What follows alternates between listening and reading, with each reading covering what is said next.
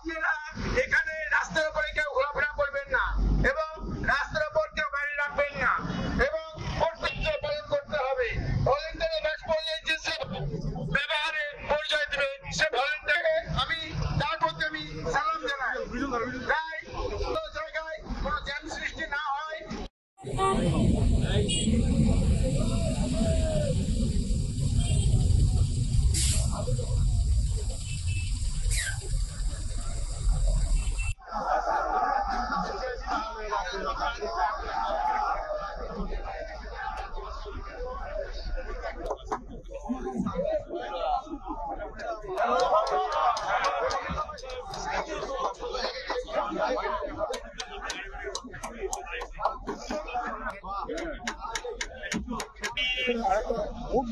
চেষ্টা করবো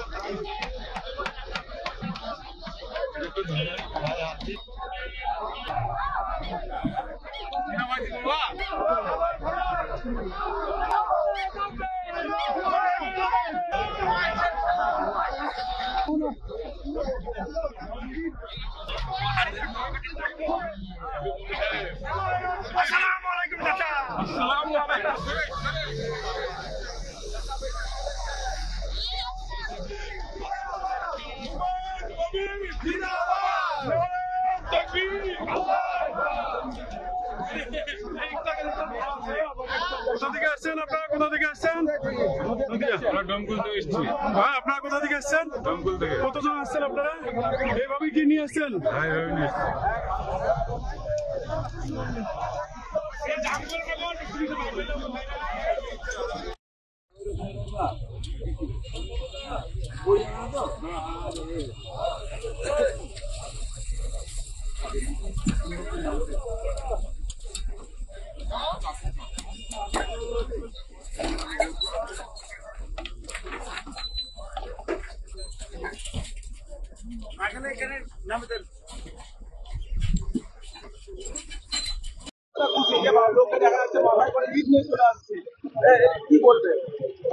বলবো এখানে আমাদের মুসলমানের একটা বিরাট আবেগ যে বাবরি মসজিদ ধ্বংস করেছিল, মুসলমানের অন্তরে বিরাট একটা আঘাত এনেছিল।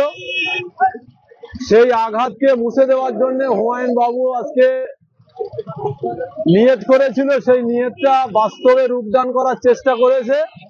ইনশাআল্লাহ তাআলা আল্লাহ তাআলার তৌফিক হয়েছে, আল্লাহ রহম করেছেন। আমরা আল্লাহ পাকের উপরে, আল্লাহ পাকের দরবারে অসংখ্য প্রশংসা জ্ঞাপন করি এবং দোয়াও করি, হুমায়ুন বাবুর জন্য দোয়া করি আল্লাহ তাআলাকে হায়াত দারাজ করুক। এবং আমরা সবাই খুশি, যে এত খুশি যে খুশির কথা বলার মতো ভাষা আমাদের নাই। দল থেকে পরিষ্কার হওয়ার পরেও তিনি কিন্তু অটল ভাবে মর্যাদা দিচ্ছেন, কি বলবেন?